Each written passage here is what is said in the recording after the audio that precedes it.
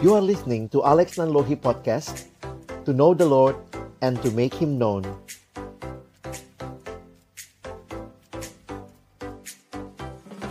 Kami bersyukur kepada Tuhan buat kesempatan malam hari ini. Ketika kami akan membuka firman-Mu, bukalah juga hati kami. Jadikanlah hati kami seperti tanah yang baik, supaya ketika benih firman-Mu ditaburkan boleh sungguh-sungguh berakar, bertumbuh dan juga berbuah nyata di dalam hidup kami. Berkati hamba-Mu yang menyampaikan, semua kami yang mendengar. Tuhan tolonglah agar kami bukan hanya jadi pendengar-pendengar firman yang setia, tapi mampukan dengan kuasa pertolongan dari Roh-Mu yang kudus, kami dimampukan menjadi pelaku-pelaku firman-Mu di dalam hidup kami, di dalam masa muda kami. Bersabdalah ya Tuhan, kami anak-anak-Mu sedia mendengarnya. Dalam nama Tuhan Yesus Kristus, Sang Firman yang hidup, kami menyerahkan pemberitaan firman-Mu. Amin. Baik, teman-teman, malam hari ini saya akan coba secara ringkas tentunya ya. Walaupun materi saya sebenarnya banyak ya, tapi kita coba secara ringkas sehingga mungkin ada bagian-bagian yang akan saya lewati. Kita akan melihat 3 hal sesuai dengan topiknya ya. Love, dating, dan seks. Dan nanti kita bisa lihat juga keterikatan satu sama lain. Kalau kita bicara kelompok kecil, AKK, wah itu paling nunggu-nunggu bab ini ya, bab 10. Walaupun juga tentunya, walaupun mungkin bab 1, kalian baru bab 1, mungkin juga bab 2, tapi ternyata pergumulannya tetap aja sharingnya bab 10 begitu ya. Karena itu saya pikir tetap kita perlu membahas ini mungkin lebih awal, lebih memberikan wawasan buat semua kita. Teman-teman, waktu bicara pertama dulu ya tentang love, kita sering kali dengar kata love you, I love you gitu ya. Tadi sudah digambarkan oleh Mega gitu ya. Love itu sama dengan cinta, sama dengan kasih. Dalam bahasa Indonesia ada beberapa ungkapan. Ada yang mencoba membedakan, tapi sebenarnya bagi saya secara umum ini sama. Yang menarik adalah semua bahasa di dunia punya ungkapan untuk cinta. Semua bahasa di dunia punya ungkapan untuk cinta ya. Sayangnya nggak ada bahasa Batak di situ ya. Nah, tetapi apa yang menarik untuk kita perhatikan? Teman-teman pernah tahu nggak?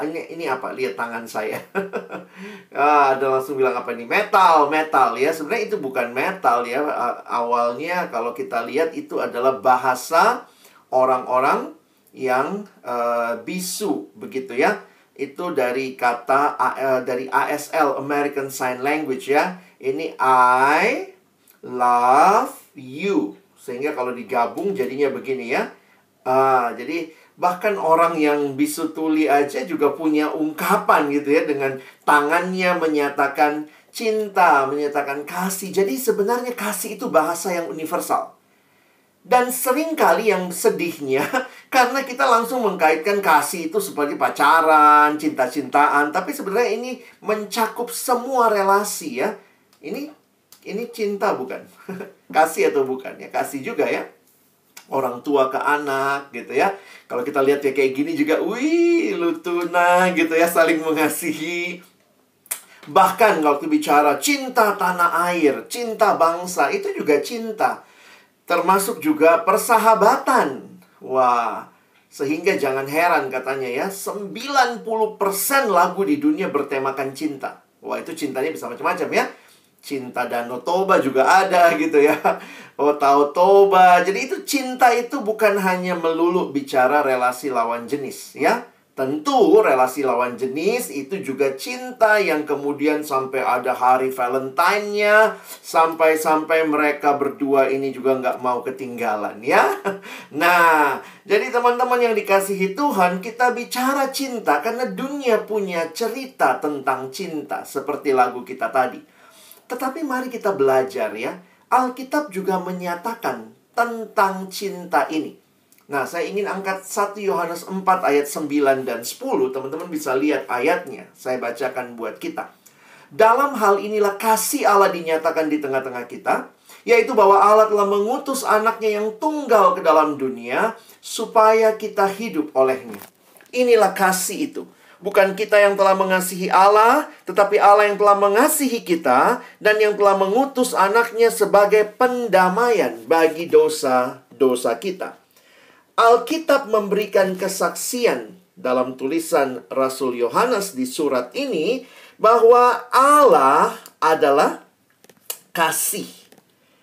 Kita sudah belajar tadi waktu lihat ayat 10 bahwa kasih itu dimulai dari Allah. Bukan kita yang lebih dahulu mengasihi Allah, tetapi Allah yang lebih dahulu mengasihi kita. Bahkan di ayat 16 juga dinyatakan ya, kalau kita baca sedikit ke bawah, dituliskan kita telah mengenal dan telah percaya akan kasih Allah kepada kita. Allah adalah kasih, dan barang siapa tetap berada di dalam kasih, ia tetap berada di dalam Allah dan Allah di dalam Dia. Jadi teman-teman, kesimpulan Allah adalah kasih itu sudah begitu kuat di dalam firman Tuhan. Jadi ini aplikasi sederhana. Kalau mau belajar tentang cinta, mau belajar tentang kasih, mau belajar tentang love, maka belajarnya jangan dari drama Korea saja begitu ya. Maka belajarlah dari Allah. Karena Dia Allah yang adalah kasih. Sekarang semua bicaranya Allah, kasih, begitu ya.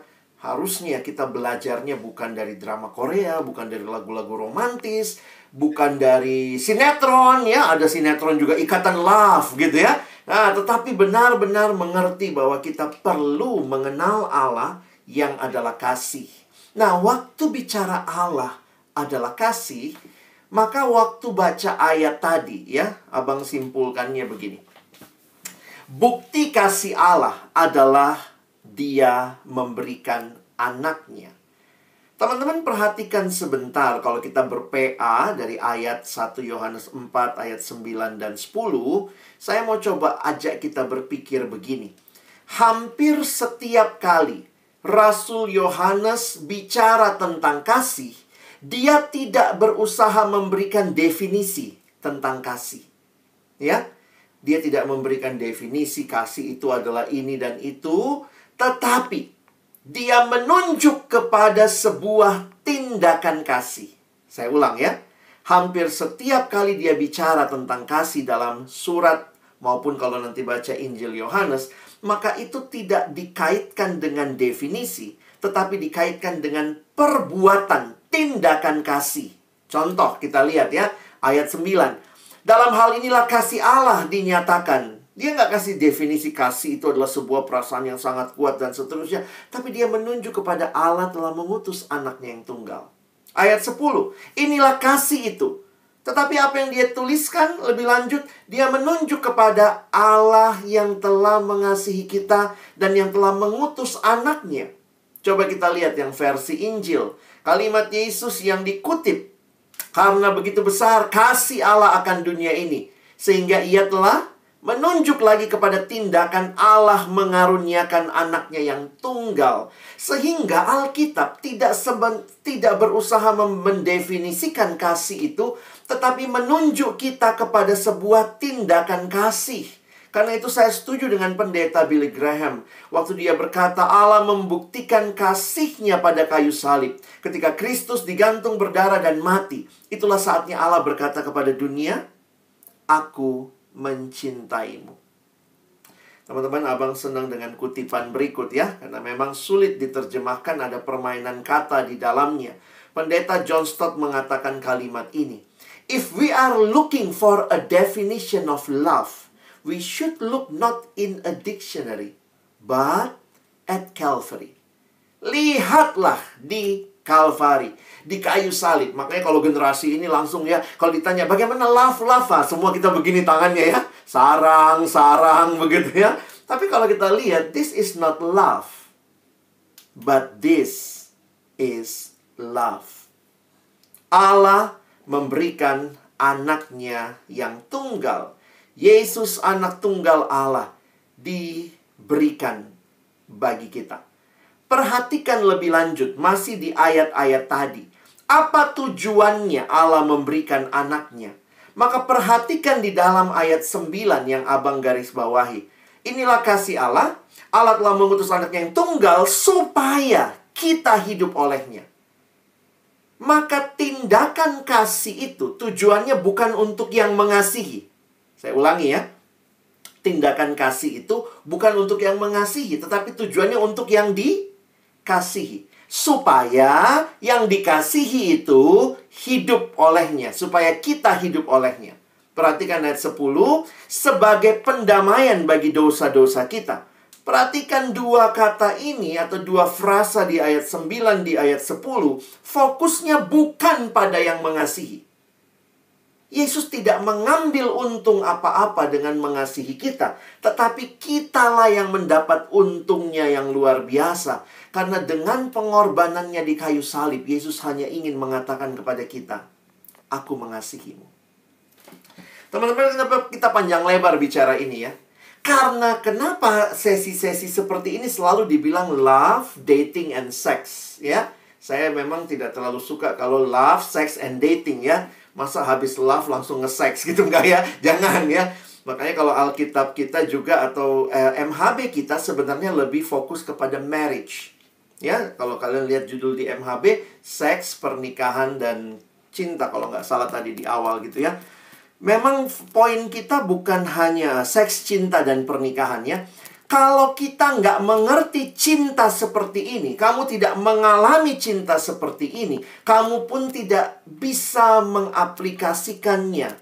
Banyak relasi-relasi pria dan wanita hancur berantakan karena tidak punya kasih semacam ini. Dia belajar kasihnya dari mana? Dari sinetron, dari drama. Kasih yang sebenarnya bukan kasih sama sekali.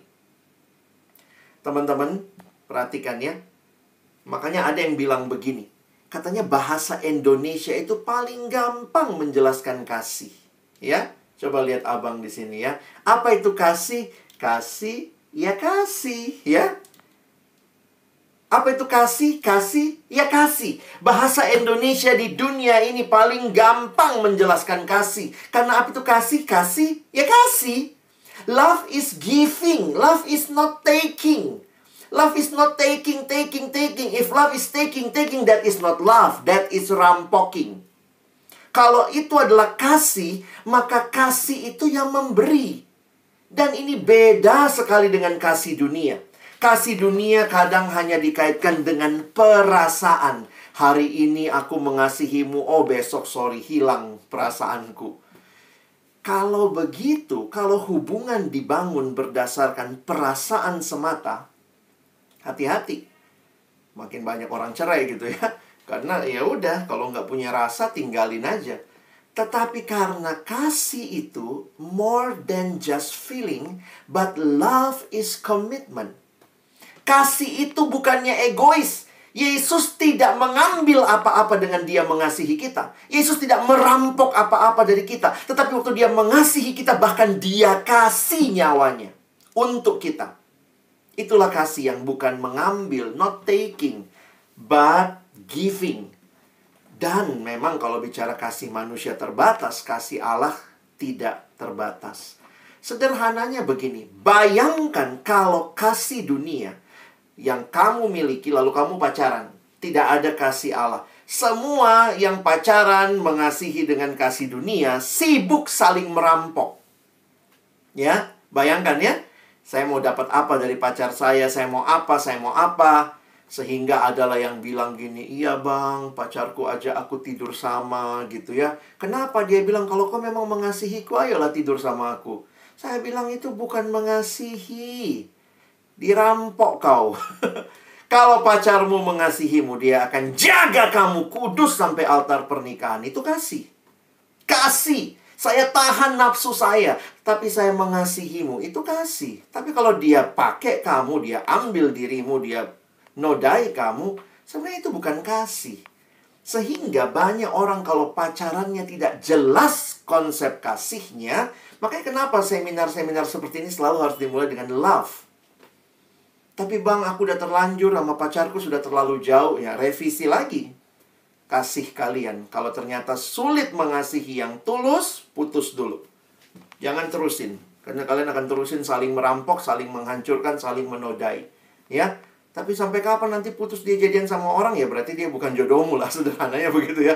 Jangan terlalu merasa diri terjebak dengan cinta yang tidak kudus. Hanya karena maaf, kau mungkin pernah diapa-apain sama dia, lalu kayaknya, wah saya nggak akan lepaskan dia, karena dia sudah pernah ngapain sama saya. Banyak orang salah mengartikan kasih. Kalau kau cinta sama aku, tidurlah sama aku. Kalau kau sayang sama aku.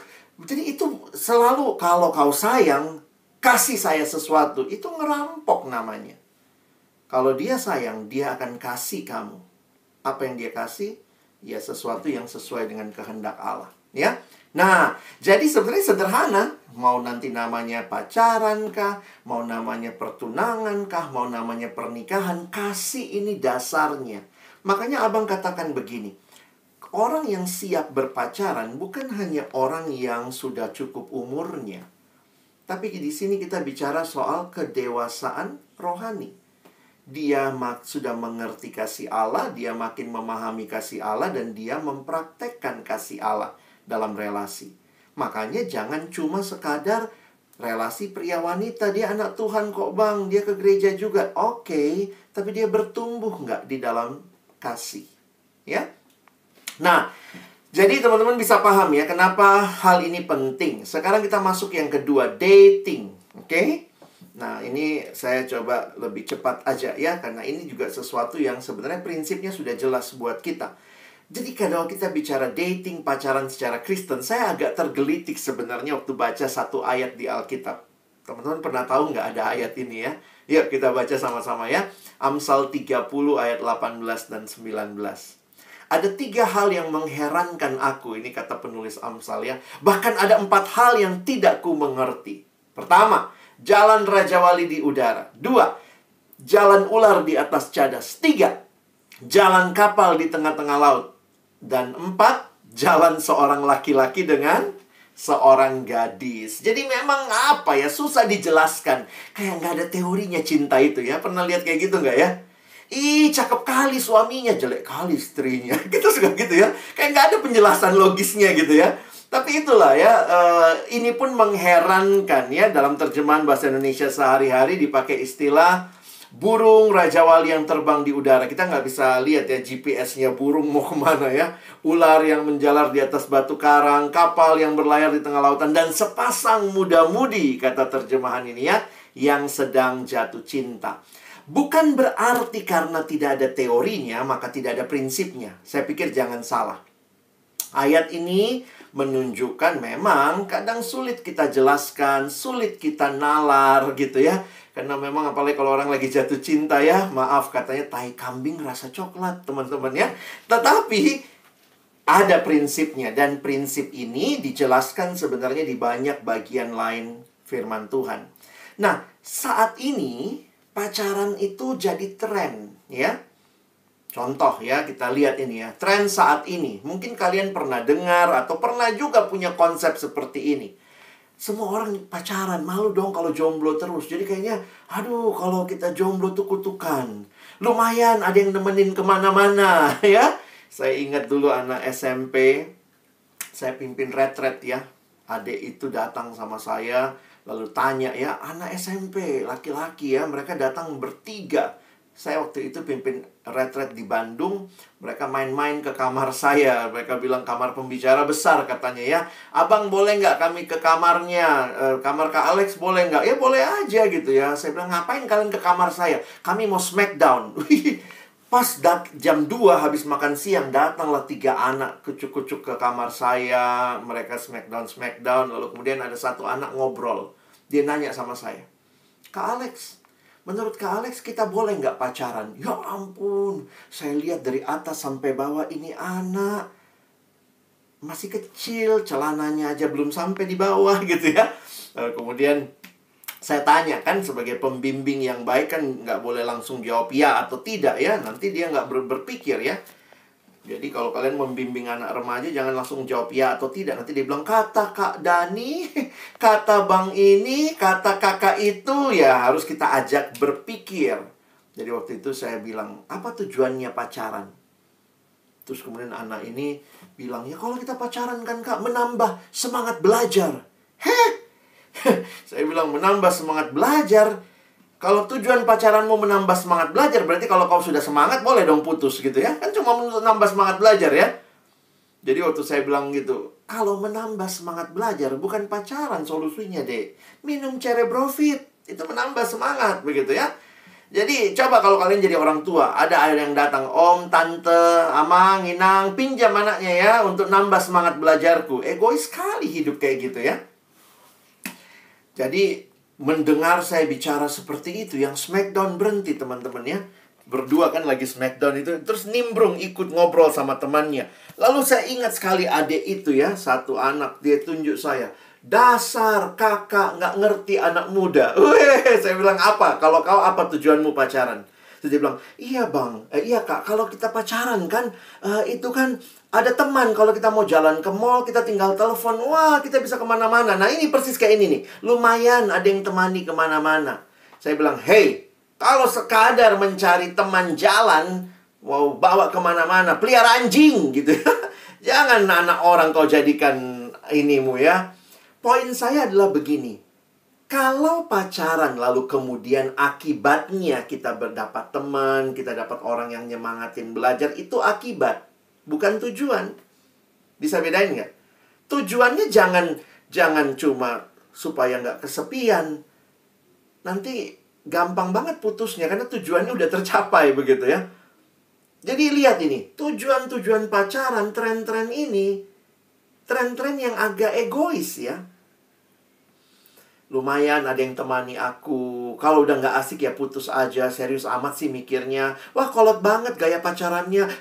Kebaktian sama, ibadah sama, apaan tuh gitu ya. Dan kenapa ini semua ada di sekitar kita? Kenapa? Karena salah satu faktornya, karena media massa yang mencekoki kita dengan berbagai kisah romantis. Kalau kalian penggemar-penggemar drama Korea, wih itu ya. Semua tuh kayaknya kisah romantis, mengakibatkan kebingungan di kalangan kaum muda, sehingga rasanya satu-satunya cara mengisi masa muda, ya ikutin tren pacaran. Sehingga ada yang bertanya, ya coba dipikir-pikir, yang mana yang benar dari definisi ini? Pacaran itu punya teman dekat yang tetap. Sama dengan TTM, HTS-an, FWB-an gitu ya. Apa bedanya dengan persahabatan atau friendzone? Nah, kadang-kadang kita perlu mengkaji ya. Yang kedua, pacaran itu relasi khusus dengan doi yang mengasihi dan dikasihi. Tapi nggak perlu mikir jauh sampai pernikahan. Nah, yang ketiga, pacaran itu satu langkah penting sebelum pernikahan. Nah, kira-kira yang mana yang benar ya? Kita mah anak persekutuan langsung tahu lah yang ketiga nih kayaknya nih. Yang ketiga ya. Langkah penting sebelum pernikahan hanya dengan orang yang sudah dipertimbangkan serius untuk menjadi calon istri atau suami. Dan isinya adaptasi dan penjajakan terakhir. Teman-teman, sederhana ya kalau kita perhatikan. Kita perlu mendefinisikan dengan benar. Kenapa? Saya ingat adik sepupu saya ya. Adik sepupu saya ya namanya waktu itu dia masih TK ya. Jadi waktu dia TK, saya mah sudah SMP ya. Nah, kita suka nanya sama dia gitu. Kalau anak kecil kan gitu ya, dia cewek gitu. Siapa pacarmu di kelas? Anak TK gila. Terus dia bilang, si Rudy, si Benny, si apa. Hampir semua anak cowok di kelasnya itu pacar dia gitu ya. Itulah anak TK kan. Dia nggak bisa membedakan. Pokoknya semua orang dianggap pacarnya begitu. Nah, generasi ini yang abang agak takut juga, itu banyak yang tidak bisa membedakan ya. Makanya kalau kalian lihat, saya nggak tahu, kalau nggak salah di MHB itu ada ya. Kita disuruh mendefinisikan. Kenapa? Karena dengan mendefinisikan, kita jadi tahu bedanya. Jangan kayak anak TK, kau udah jalan sama atau udah baru makan sama-sama satu kali langsung bilang dia pacarmu. Nggak begitu kan? Atau ada lagi yang bilang gini, iya bang aku di ghosting. Terus waktu saya tanya lebih jauh, jadi kalian ada komitmen? Enggak sih. Ya wajar lah kalau kau di ghosting gitu ya. Dalam hati saya gitu. Jadi teman-teman kadang-kadang kita harus belajar mendefinisikan dan perlu sepakat. Ini namanya apa? Supaya nggak bingung. Karena ini generasi yang kebingungan. Nama pun bingung gitu ya. Ada yang nanya sama saya, abang dia tiap hari jemput aku ke kampus bang. Pas searah memang rumahnya ya. Jadi anak ini, ceweknya yang ngobrol sama saya, ceweknya sudah mulai baper. Dia selalu bang tiap hari jemput aku gitu ya. Dia bilang karena searah. Dia bilang sama searah. Terus saya bilang, terus kalian ada komitmen? Ya nggak ada sih bang. Terus kenapa kau baper gitu ya? Terus dia tanya lagi sama saya, kira-kira dia mau apa ya bang sama saya ya? Saya bilang, ya tanya sama dia, masa tanya sama abang gitu ya. Saya juga nggak tahu dia mau apa sama kamu ya. Dan banyak kali orang menikmati kedekatan, tapi nggak ada komitmen, dan itu cenderung menyakitkan. Dengar kalimat saya. Kedekatan relasi pria wanita tanpa komitmen itu cenderung menyakitkan. Jadi jangan biasakan. Ya, karena itu kalian perlu belajar mendefinisikan supaya tahu batasannya dan tahu kita sedang di tahap mana. Makanya ada yang bilang ini sebenarnya seperti piramida terbalik ya. Kalau teman itu boleh banyak. Kita bisa teman sama siapa aja. Sahabat mungkin lebih sedikit, karena ada yang coba membedakan ya. Sahabat lebih sedikit, tapi ya bisa juga. Kalau teman bisa lawan jenis, bisa sejenis. Kalau sahabat juga bisa satu jenis kelamin, bisa beda jenis kelamin, lawan jenis. Nah, tapi kalau pacar, coba, apa bedanya pacar sama sahabat? Oke, sahabat tadi bisa sejenis, bisa lawan jenis. Kalau pacar, ya lawan jenis lah ya, jangan sejenis ya. Nah, berarti itu aja udah beda. Tapi apa lagi bedanya? Yang paling penting, yang kamu mesti ingat, pacaran itu dengan persahabatan ada komitmen. Bahwa kamu pacarku, aku pacarmu, ya. Sehingga ya jangan buka cabang dia di mana-mana gitu ya. Nanti di setiap fakultas ada pula pacarnya ya, nggak begitu. Karena ada komitmen, itu yang membedakan. Pacaran dengan satu orang. Sahabat bisa banyak orang. Apa bedanya pacaran sama tunangan? Memang kalau lihat di ini ya, kalau tunangan itu ada yang bilang tunangan itu kan sudah lebih umum ya. Kalau pacaran kadang-kadang masih berdua komitmennya. Kalau tunangan sudah diketahui keluarga besar. Tapi apalagi bedanya sama pernikahan? Ada yang ditanya, apa bedanya tunangan sama pernikahan? Ada yang bilang, lebih mahal pernikahan katanya. Tapi poin paling sederhana adalah pacaran dan tunangan masih mungkin putus. Tapi pernikahan dalam prinsipnya tidak boleh cerai. Nah, jadi kita perlu memahami. Jadi kalau ada anak yang datang lalu cerita dia di ghosting dan apa, saya nanya dulu, sudah pacaran? Belum sih bang. Saya pikir itulah ya. Tadi udah ada yang nulis tuh. Itu kutipan saya dalam pengalaman membimbing banyak orang dalam relasi cinta. Kedekatan relasi pria wanita tanpa komitmen dalam jangka waktu yang panjang, yang dalam, itu cenderung menyakitkan. Makanya kalau sudah jelas, langsung perjelas. Ini apa?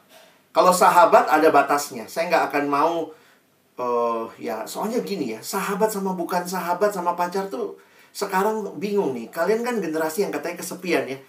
Masa bisa gitu nanya, sudah makan apa? Tadi habis ngapain? Terus nanya, tapi ditanya itu pacar? Bukan. Ngapain kau balas WA-nya, SMS-nya? Nggak usah. Tapi kan nggak enak nanti bang. Ya nggak enak. Tapi kalau kau baper, padahal dia bukan siapa-siapa. Jadi mesti bagaimana? Kalau memang sahabat, ada batasnya. Nggak usah setiap waktu SMS, WA, tanya ini dan itu. Dan yang balas juga harus balas dengan baik gitu ya. Tentu, oh sorry.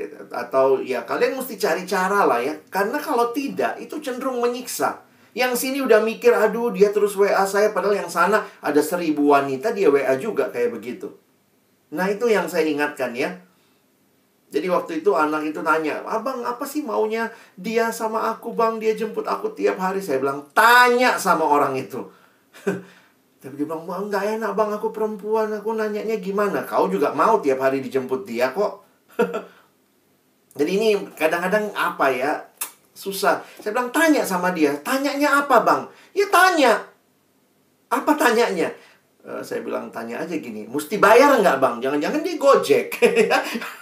Dari sederhananya maksudnya gini, tanyalah mau dibawa kemana hubungan kita. Jelas supaya kalau dia tiba-tiba besok jemput perempuan lain, kau jangan sakit hati. Kan bukan siapa-siapa. Kecuali dia bilang, iya saya lagi mau PDKT. Nah ini masalahnya, yang perempuan menikmati, yang laki-laki nggak berani kasih kejelasan. Dan kadang-kadang kayak begitu adanya di persekutuan. Ya sedih juga tuh. Anak persekutuan cowok-cowoknya nggak berani jujur, nggak berani kasih kepastian. Perempuannya baper-baperan. Nah, jadi kita perlu itu ya, menetapkan sebuah pemahaman yang mendasar ya. Nah, sehingga, nah sekarang abang ajak juga. Ini lihat gambar ini aja udah menolong ya teman-teman ya. Kalau begitu, apa tujuan pacaran? Nah, lihat aja tuh garisnya. Pacaran, tunangan, pernikahan. Ada yang nanya, bang, bagaimana cari pacar? Lihat diagram ini. Coba cari-cari sahabatmu lah ya. Kan bisa begitu ya. Sahabat atau teman kau daftarkan lah ya. Yang lawan jenis kau daftarin semua. Itu calon pacar lah, kira-kira begitu kan. Nanti sisa didoakan, digumulkan. Karena banyak orang bingung. Saya harus katakan dengan jujur, beberapa alumni setelah lulus kuliah, tidak lagi di persekutuan, sudah merantau, sudah bekerja, seringkali susah cari teman hidup. Kenapa? Karena dia ketemu orang-orang yang mungkin dalam dunia umum ya tidak seiman dan seterusnya. Jadi saya mengencourage ya, abang mendorong kalian kalau memang bisa menemukan di dalam persekutuan, sahabat-sahabat dalam kelompok kecil, ini kesempatan untuk kalian juga membangun relasi ya. Kalau saya buat anak SMA, saya bilang jangan pacaran dulu, karena masih SMA. Tapi kalau sudah kuliah, nah abang harus katakan terbukalah untuk memulai menjalin relasi. Jadi, kalau kita lihat prinsipnya, saya senang dengan istilah ini. Selalu mulai dari akhir. Start from the end of mind. Kenapa? Kalau saya pacaran, tujuan akhirnya apa sih? Gitu ya, kira-kira. Sehingga dari situ saya jadi menata pacaran saya dengan baik. Kenapa ini perlu dipikirkan dengan serius? Karena ini ada dampak buat pribadi. Makin bertumbuhkah atau makin mundur kamu secara rohani? Dan jangan lupa, ada dampak juga terhadap persekutuan. Apakah pacaranmu jadi batu sandungan atau malah jadi teladan? Nah, bersyukur kalau jadi teladan ya. Nah, ada ayat yang mengingatkan 1 Korintus 10 ayat 31, jika engkau makan, atau jika engkau minum, atau jika engkau melakukan sesuatu yang lain, lakukanlah semuanya itu untuk kemuliaan Allah. Nah, apa kata Alkitab kalau bicara soal pacaran? Nah, ini kalian perlu tahu sebentar ya, bahwa ternyata tidak ada ayat yang di Alkitab bicara spesifik tentang pacaran. Loh, kok nggak ada bang? Ya karena memang Alkitab ditulis dalam budaya Yahudi yang waktu itu juga nggak kenal pacaran. Yang ada itu pertunangan dan pernikahan sesuai konteks budaya waktu itu. Ada contoh Ishak sama Ribka itu ditunangkan ya. Lalu kemudian kalau kalian lihat juga bapak ibunya Yesus, Yusuf sama Maria, itu juga konteks pertunangan. Menarik sekali konteks pertunangan waktu itu. Walaupun kalian bilang, wah kayaknya dijodohin, tetapi ingat, Yusuf sama Maria itu ada waktu mereka belum boleh bersetubuh. Jadi ternyata pada waktu itu prinsip pertunangannya, bahwa mereka tuh sudah ditunangkan, itu sudah seperti disahkan sebagai suami istri, tapi belum boleh bersetubuh. Itu biasanya yang laki-laki pulang ke rumah orang tuanya, yang perempuan pulang ke rumah orang tuanya. Tapi mereka dikatakan telah bertunangan. Dan itu dianggap seperti menikah. Jadi makanya waktu Yusuf tahu Maria dalam masa pertunangan, itu biasanya 1 tahun katanya ya. Mereka masa saling mengenal. Jadi walaupun waktu itu juga kayak dijodohkan, tapi dikasih masa saling mengenal, tapi nggak boleh bersetubuh. Nah, ketika ketahuan Maria mengandung dari Roh Kudus, makanya Yusuf punya niat menceraikan Maria diam-diam. Jadi walaupun tidak ada prinsip pacaran di Alkitab, tetapi pertunangan di dalamnya ada pengenalan. Nah, zaman sekarang kita pakai pengenalannya dengan nama pacaran. Sehingga dari konsep inilah kita mengangkat bahwa pacaran Kristen tujuannya apa? Pacaran Kristen tujuannya adalah untuk pernikahan. Kita merindukan ini bukan sekadar sebuah relasi biasa saja, tetapi ini relasi yang serius di hadapan Allah. Oke, nah sekarang abang masuk kepada prinsip selanjutnya. Saya coba share buat teman-teman prinsip tentang Kejadian pasal 2 ya. Kita nggak baca ayatnya, tapi kalau kalian lihat itu Kejadian 2 ayat 18-25 itu prinsip pernikahan yang ada di dalam konteks waktu itu. Nah, ayat-ayat yang ada dalam bagian ini sebenarnya menolong kita memahami ya. Saya masuk sedikit tentang seks di sini. Jadi kita udah bahas love, dating tadi prinsipnya, dan sekarang kita lihat ya. Kenapa kita perlu baca ayat-ayat soal pernikahan? Karena memang kayak itu tadi kan, Alkitab tidak bicara pacaran. Maka kalau kita mau menilai pacaran, kita harus menilai dengan prinsip pernikahan, ya. Nah, mari kita lihat yang pertama. Prinsip penting yang perlu kita ingat bahwa Allah sendirilah yang menciptakan manusia laki-laki dan perempuan menjadi penolong yang sepadan. Itu yang muncul kalau kalian baca Kejadian 2. Ini kalau kita bab 10, ini bagian PA-nya. Maka lebih lanjut lagi, kita bisa menyimpulkan bahwa ketika Allah menciptakan manusia laki-laki perempuan, lalu dia menyatukan, maka pernikahan adalah inisiatif Allah. Kenapa ini penting? Kalau kalian ingat ceritanya kan, Tuhan ciptakan Adam, lalu kemudian Tuhan bilang kan, tidak baik kalau manusia itu seorang diri. Siapa yang bilang tidak baik? Tuhan sendiri. Lalu kemudian Tuhan menciptakan, saya waktu abang baca ya, kenapa Tuhan gak langsung ciptakan Hawa? Tuhan ciptakan dulu hewan-hewan. Wah, lalu setelah itu Tuhan kasih lewat hewan-hewan itu, dan Adam harus kasih mereka nama. Sesudah Adam menamai hewan-hewan itu, ada kalimat di Alkitab, namun dia tidak menemukan baginya penolong yang sepadan. Kenapa? Jadi apa artinya penolong yang sepadan? Nah, kalau kalian PA baik-baik, sebenarnya penolong yang sepadan itu manusia. Karena yang Tuhan lewatkan di depan Adam itu semua apa? Hewan ya. Kenapa parade hewan itu, Adam kasih nama hewan itu, lalu kemudian dia sadar tidak ada penolong yang sepadan? Saya membayangkan ya, waktu itu pasti ada hewan berdua-berdua ya. Jantan dan betina. Karena pasti begitu ya kalau kita ditanya, telur atau ayam yang Allah cipta duluan? Ya, Allah pasti ciptanya hewannya dulu ya.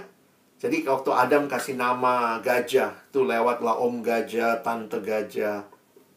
Lalu kemudian lewatlah om monyet, tante monyet gitu ya. Jadi itu kan Adam yang kasih nama, nggak ada yang milih, aku monyet dong gitu ya. Adam bilang, monyet kau, monyet dia ya. Nah, sesudah itulah kalian perhatikan, maka Allah membawa Hawa, ya. Allah membawa Hawa kepada Adam. Setelah Allah membuat dia tidur nyenyak, dari rusuknya dibangunlah seorang perempuan. Jadi, kalau perhatikan, pernikahan itu inisiatif Allah. Dan Allah memberikan hubungan seks. Tadi Mega udah bilang di depannya, seks itu sendiri artinya apa? Jenis kelamin ya. Jadi Allah menciptakan jenis kelamin, Allah menciptakan seks. Nah, hubungan seks dalam relasi suami dan istri itu dinikmati hanya dalam konteks pernikahan. Jadi, teman-teman perlu memahami ini ya. Karena itu kekristenan kita menolak ya. Sorry, ini jadi double. Kita menolak yang namanya premarital sex. Hubungan seks sebelum pernikahan. Jadi prinsipnya kita menolak itu. Lalu kemudian kita menolak extramarital sex. Hubungan seks dengan orang lain setelah pernikahan. Bosan masa sama dia aja terus. Cari lagi orang lain, nggak bisa. Dan juga kita menolak homoseks, lesbian, bisex. Kita menolak bukan orangnya ya, tapi perilakunya. Ini bukan perilaku yang Alkitab berikan buat kita. Sehingga seks dalam pernikahan itu dinikmati Ya, tanpa rasa takut, tanpa sembunyi-sembunyi, tanpa harus membayar. Kadang-kadang seks-seks yang dinikmati dengan harus bayar, sembunyi-sembunyi, dalam arti sembunyi-sembunyi maksudnya gini ya, takut ketahuan. Orang kalau selingkuh kan takut ketahuan. Dalam rasa takut itu bukan seks yang Tuhan berikan. Nah, sehingga hati-hati, mitos-mitos tentang seks. Seks akan menciptakan keintiman. Enggak. Jadi gini ya, jangan buka kado sebelum ulang tahunnya ya, tunggu ulang tahunnya. Seks itu dinikmati waktu sudah menikah, suami istri. Sementara seks yang dinikmati sebelumnya itu nggak membuat orang makin intim. Dalam konseling yang pernah saya lakukan dengan seseorang atau satu pasangan, dia bilang, setelah kami berhubungan seks, Bang, saya jadi curigaan. Saya bilang, apa curiganya? Dia perempuan. Dia bilang, dia kan bisa aja main lagi sama orang lain. Saya bilang, emangnya kamu nggak mungkin main lagi sama orang lain? Ya saya sih nggak mungkin, Bang. Saya sih orangnya setia. Tapi kan saya nggak tahu dia gimana. Dia bilangnya gini, kalau dia berani gituin saya, Bang, bisa jadi dia gituin orang lain juga. Waduh. Jadi bayangkan, seks sebelum waktunya bukan membawa orang makin intim, membawa curigation. Penyakit baru, curiga. Teman-teman tahu, dia bilang, iya saya kalau sekarang, waktu saya ketemu pacarnya ternyata ngalamin tuh. Saya agak kesel sama pasangan saya, Bang. Kenapa? Dia kemana saya pergi selalu nanya. Di mana? Sama siapa? Oh, lagi makan ini sama teman-teman kampus. Sama siapa aja. Jadi dia bawaannya curiga. Makanya kalau orang bilang seks sebelum pernikahan menciptakan keintiman. Enggak, teman-teman. Hati-hati. Itu pernikahan seks yang paling penting? Enggak juga. Enggak ada seperti itu. Seks bukti kasih sayang? Enggak. Bukti kasih sayang jaga kekudusan. Ya. Nah, sementara bahaya-bahaya seks di luar seks bebas ya ini semua ya. Kalian bisa lihat. Nah, itu masalah perasaan tidak berharga. Nah, karena itu Abang mau tutup dengan beberapa prinsip ya. Supaya kalian bisa paham. Kita balik ke pacaran ya. Dari apa yang kita bahas ini, maka prinsip umumnya untuk berpacaran. Pertama, pacaran Kristen tujuannya seharusnya adalah pernikahan. Kedua, memuliakan Tuhan. Memuliakan Tuhan secara prinsip apa? Ya sesuai dengan firman Tuhan. Kalau dulu saya selalu bilang, cari pacar pertama harus seiman. Sekarang saya balik, enggak lah ya. Cari pacar pertama lawan jenis dulu ya. Pastikan lawan jenis baru seiman ya. Karena ada juga gitu, kami seiman, Bang, saling menyayangi, tapi nggak bisa. Ya, kenapa sejenis kalian ya? Makanya urutannya sekarang lawan jenis dulu, lalu seiman. Seiman berarti sesama orang percaya, tapi Abang juga makin menemukan tidak berhenti sampai sesama orang percaya, pastikan dia bertumbuh. Kenapa? Karena dia harus bertumbuh dalam kasih. Dia harus kenal siapa Tuhan Yesus. Dia punya relasi dengan Tuhan Yesus sehingga dia pun belajar bertumbuh dalam kasih. Ya, ini bagian yang ketiga. Di dalam kasih dan tentunya di dalam kekudusan. Nah, kalau orang nanya, kapan mulai pacaran? Nah, saya selalu bilang kalau anak SMA jangan dulu lah. Karena pertanyaan paling sederhana begini, mau pacaran berapa lama? Kamu siap menikahnya usia berapa? Ada yang bilang, wah saya menikahnya nanti umur 27. Oke. Pacaran berapa lama bagusnya? Pacaran kelamaan nggak bagus juga kan? Saya mau pacaran 10 tahun. Aduh, ntar bosen kamu ya. Pacaran yang bagus tuh katanya 4 tahun. Oke, kalau kau menikah umur 27, pacarannya 4 tahun, ya udah kira-kira umur 22, 23 baru mulai pacaran kan nggak masalah juga. Makanya saya tidak terlalu merekomendasi anak SMA pacaran. Kalau dia pacaran umur 17, menikah 27, pacaran 10 tahun. Kelamaan. Pacaran itu banyak godaannya. Udah deket tapi belum bisa ngapa-ngapain kan. Nah, makanya ada yang bilang, tapi nanti belum tentu jadian sama dia, Bang. Nah, itu kan masalahnya. Tetap punya kerinduan untuk menikah, tetapi sambil jalan coba evaluasi. Ini benar nggak? Kalau tidak ya selesai gitu kan. Jadi misalnya kamu mau nikah 27, ya udahlah mulai dari umur 20 lah pacaran misalnya gitu ya. Nanti dari umur 20 kalian bisa lihat nih, kalau ternyata kandas, oh bukan dia, ya udah, kalian masih punya waktu lagi. Nah, terus yang tadi abang bilang, penting untuk bisa membedakan mana akibat, mana tujuan. Menikah bukan buat status. Ya, soalnya mamaku sudah makin tua, aku menikahlah supaya mama senang. Ah, jangan seperti itu. Nggak ada itu mama senang. Yang ada adalah pastikan Tuhan senang. Kalau Tuhan senang, pasti mama senang. Tapi sebaliknya, kalau mama cuma yang mama senang, kadang-kadang gitu. Siapapun supaya menikah. Banyak orang menikah cuma karena status. Sehingga nggak jelas menikah sama siapa. Yang penting dia orang Kristen. Orang Kristen kalau nggak bertumbuh, wah sengsara hidupmu. Yang satu ngerti pelayanan, yang satu nggak ngerti. Yang satu mau kasih persembahan dukung pelayanan, yang satu sibuk sama hidupnya sendiri. Dan tanya, udah siap nggak jadi penolong yang sepadan? Nah, sekarang yang terakhir ya. Bagaimana dong bang memilih teman hidup? Yang sudah siap memilih teman hidup, maka ingat, ada aspek-aspek yang perlu dipertimbangkan. Perhatikan kalimat abang ya. Saya harus katakan, ini harus diperhatikan semua. Kenapa? Karena zaman sekarang banyak yang cuma perhatikan satu saja, buang yang lain. Ya. Pertama, harus ada chemistry, perasaan. Ya, jangan juga bilang nggak ada perasaan. Tapi ingat, perasaan cuma salah satu, bukan segala-galanya. Yang kedua, karakter. Memiliki karakter yang baik. Yang ketiga, berdasarkan akal sehat. Kamu bisa komunikasi nggak sama dia? Jangan kemudian, iya bang, pacarku ada di Afrika Selatan. Jauh kali gitu ya. Ada komunikasi nggak? Mesti berdasarkan akal sehat, pertimbangkan pro kontranya, kalau beda suku bagaimana, kalau beda latar belakang seperti apa, maka cari penasehat yang bisa kasih pertimbangan. Jadi pakai akal ya, jangan karena cinta itu ya, tai kambing rasa coklat buta, pokoknya semua apa ya. Dan yang terakhir, karena kita bicara keluarga Kristen yang rohani, maka penting pengenalan akan Tuhan dan pertumbuhan rohani. Bukan sekadar Kristen, sekali lagi. Tapi orang Kristen yang mau terus bertumbuh. Lalu ikuti prinsip umum firman Tuhan ya, untuk hidup dalam kebenaran, kekudusan, dan seterusnya. Maksudnya bagaimana bang? Jangan cuma satu hal yang dipertimbangkan. Abang kasih contoh. Jadi ketika, soalnya gini, teman-teman, generasi kalian, generasi chemistry.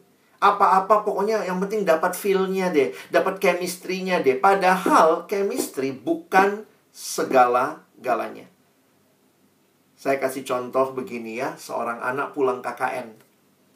Datang ke abang gitu. Bang, aku di KKN nih, kenalan sama satu anak. Aduh bang, kami udah klop banget deh. Kami dapat banget kalau ngobrol sama dia, nyambung.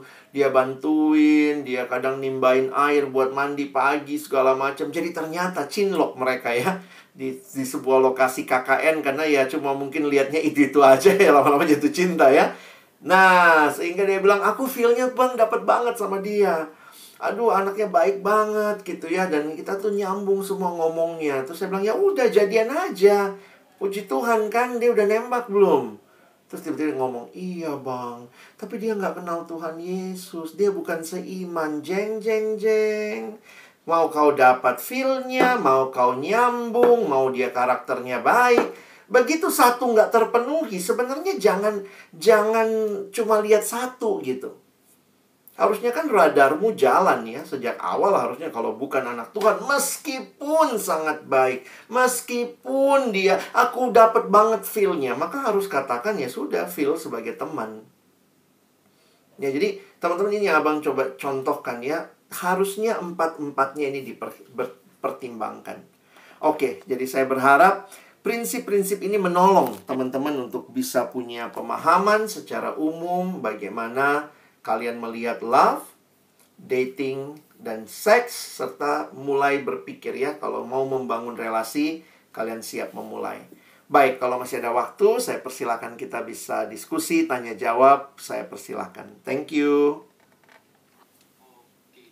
Kasih Kak ya, dengan materi pengantar yang sangat baik, jelas harusnya tidak ada lagi bertanya. Tapi dengan senang hati kita boleh diskusi, berbagi pengalaman, pertanyaan atau ide juga, atau debat juga nggak apa-apa. Itu memperkaya pemahaman dan juga pengetahuan kita. Silakan siapa yang mau berbagi atau bertanya. Aku mulai dulu bertanya, Kak, maksudnya untuk tadi kan Boleh. Kakak bilang tuh di pengertian pacaran itu kan adalah hanya dengan orang yang sudah dipertimbangkan serius untuk menjadi calon suami atau istri. Nah, ini kan beberapa orang mungkin hanya jadi bertanya begitu. Pertanyaannya dalam arti begitu. Jadi dari mana kita tahu kalau dia memang adalah udah mantap jadi calon suami atau istri kita? Gitu kan. Maksudnya kalau kan dari pengertian itu berarti hanya sekali pacaran. Gimana dong? Maksudnya kita meyakinkan dia, kita yakin bosnya, ya dia lah yang mantap untuk jadi calon suami atau istri kita. Padahal kalau kita mau mempertimbangkan, kan kita perlu referensi nih. Kira-kira gimana itu, Kak? Mungkin bahasa yang lebih tepat kali Bang Dani, ini bicara tentang keyakinan ya. Kalau bicara mantap lalu seolah-olah nggak mungkin putus, padahal masih pacaran, saya bilang tadi masih mungkin putus ya. Kalau memang nggak cocok, jangan dilanjutkan. Jadi poin saya adalah punya keyakinan untuk memulai relasi. Nah, nanti waktu sudah memulai, di dalam menjalaninya pun itu kan harus sama-sama berdoa, lihat karakternya, saling terbuka. Nanti dari situ kalian bisa mengevaluasi sebenarnya tepatkah dilanjutkan ke jenjang pernikahan. Nah, kalau ditanya apa saja keyakinan dasar, saya pikir keyakinan dasar kayak tadi ya, ada feel-nya, kalian juga tahu dia anak Tuhan. Jadi sebenarnya gitulah ya, di persekutuan lah tempat paling pas kan nyarinya kan. Masa cari di diskotik? Kalau dia kan maksudnya ya cari dalam arti ya dia anak Tuhan, bertumbuh. Maka begitu waktu lihat dia, terus kemudian kok aku bergetar-getar kalau deket sama dia ya. Apa cocok ini jadi mamanya anak-anak? Misalnya begitu. Nah, dari situ kita coba bangun relasi dan kita mungkin cari referensi. Yang kayak tadi Bang Dani bilang ya. Misalnya tanya sama pemimpin kelompoknya, sudah adakah orang yang dia gumulkan? Dari situ kan kita bisa juga. Jadi pelan-pelan memang. Jadi mungkin saya lebih baik pakai kata punya keyakinan untuk memang, dan maksudnya poinnya begini. Kita bukan sekadar coba-coba. Walaupun mungkin putus, bukan berarti ya sudahlah, kita pacari aja siapa yang mau begitu. Tapi sebaiknya kita maju dengan keyakinan bahwa ya ini orang yang Tuhan akan tolong untuk saya kenal untuk membangun relasi pernikahan. Jadi pikirannya jelas gitu, bukan main-main ya. Mungkin itu. Oke, thank you, Kak. Seenggaknya prinsipnya bisa dipahami dengan baik ya. Ya. Walaupun menjalaninya agak sedikit ribet gitu. Silakan. Siapa yang mau bertanya? Izin Bang, Ya. tanya sama Bang Alex. Silakan. Jadi menurut Abang, kalau kita lihat masa sekarang ini, anak-anak SMP itu udah banyak pacaran Bang. Jadi itu gimana Bang dalam konsep kasih gitu Bang? Iya. Tentu harus dibimbing ya. Saya kadang memang juga nggak bisa tutup mata kayak ya apa yang mereka tonton, mereka lihat begitu. Terus kan di TikTok itu yang SMP pacaran kan lucu kali ya. Kelas berapa? Kelas 8 gitu. Apa yang kamu inginkan? Cuma ingin bahagiain dia. Astaga. Saya nonton TikTok itu ya yang wawancara anak anak SMP pacaran gitu. Jadi kalau saya pikir secara Kristiani kita perlu membimbing ya. Kalau kalian punya adik atau apa gitu ya. Belajarlah untuk membangun persahabatan. Terlalu cepat pacaran. Jadi ada survei yang pernah dilakukan. Waktu dilihat misalnya orang-orang yang terlalu cepat pacaran itu biasanya sangat bergantung kepada yang namanya pacar. Jadi ada yang pacaran dari SMP, begitu dia putus dia langsung cari pacar lagi. Karena ternyata selama ini teman yang dia benar-benar jadiin teman itu cuma pacarnya. Nah, jadi terlalu cepat pacaran, dia nggak punya teman. Karena kalau pacaran itu kan kesannya kayak memberi perhatian hanya kepada satu orang begitu ya. Sementara ini masa-masa dia SMP, SMA itu masa yang baik untuk bersahabat. Jadi kalau dia tidak cukup banyak sahabat lalu terlalu cepat pacaran, nah itu juga ada efek lainnya. Selain itu yang tadi ya, secara kekristenan ya mungkin dia belum siap lah untuk jadi orang yang karena ini balik lagi ya, pacaran tujuannya pernikahan. Jadi kadang kalau dibalik, abang suka ngomong begini, "Bang, aku udah siap pacaran nggak?" Saya mau tanya, "Kau udah siap nikah nggak?" Belum sih. Ya, poinnya adalah sebenarnya kalau kamu siap menikah, dalam arti bukan siap saya sudah punya dananya, sudah punya apa, gedungnya, pesta. Tetapi kamu tahu bahwa ini bukan semata-mata permainan romantisme. Karena itu saya suka baliknya begini. Kalau pacaran itu kudus, kalau pernikahan itu kudus, maka pacarannya harus kudus. Sementara banyak orang yang tidak membingkai pacarannya dengan tujuan pernikahan. Tidak heran, pacarannya grepe-grepe, pacarannya having sex, pacarannya cium-ciuman, pacarannya putus nyambung. Karena dia tidak membingkainya di dalam bingkai pernikahan.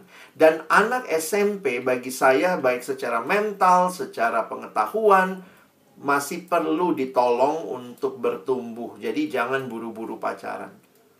Nah, kalau kalian jadi kakak pembimbing atau punya adik gitu ya, tolong aja mereka untuk bersahabat ya. Mungkin begitu. Oke, Valen. Mungkin pertanyaan bagi Valen, udah siap untuk memutuskan atau udah siap untuk pacaran, Valen ya? Nanti kita diskusikan ya, Len. Oke. Ayo, satu pertanyaan lagi, silahkan. Sambil menunggu yang lain, coba semua on camera dulu.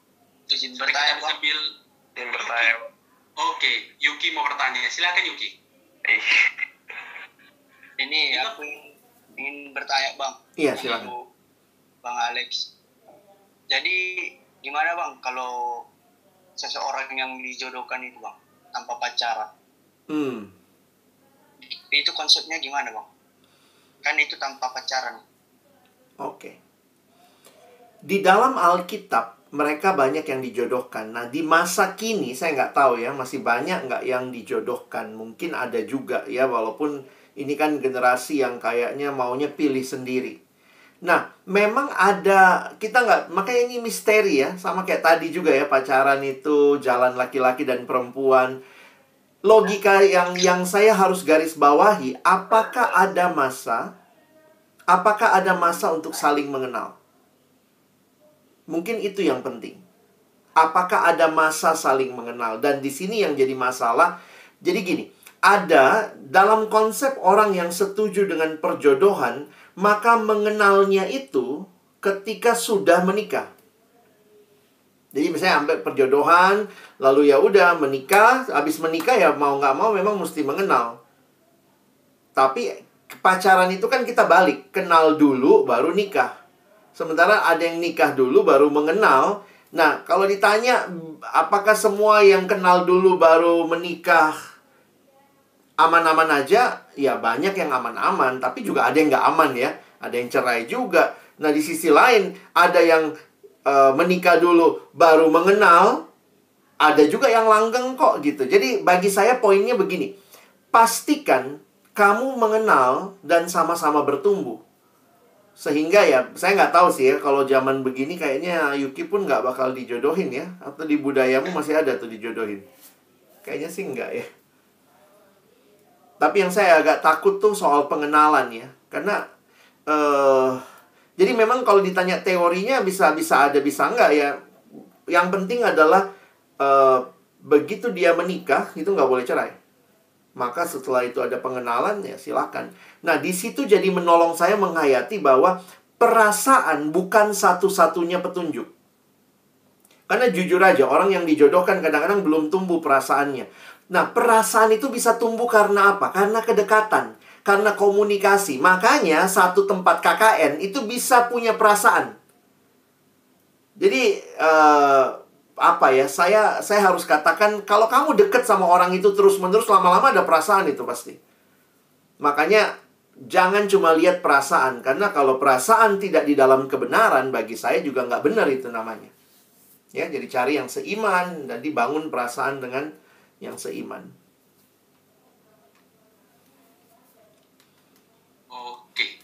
Jadi karena kita masih panjang sebenarnya, banyak sebenarnya pertanyaan. Tapi maksudnya seenggaknya bahan kita malam hari ini menolong kita mungkin mendiskusikannya di kelompok lagi. Pasti akan lebih baik, lebih kontekstual dan juga lebih relate dengan kehidupan kita ketika kita memang lebih diskusi di kelompok kecil kita masing-masing.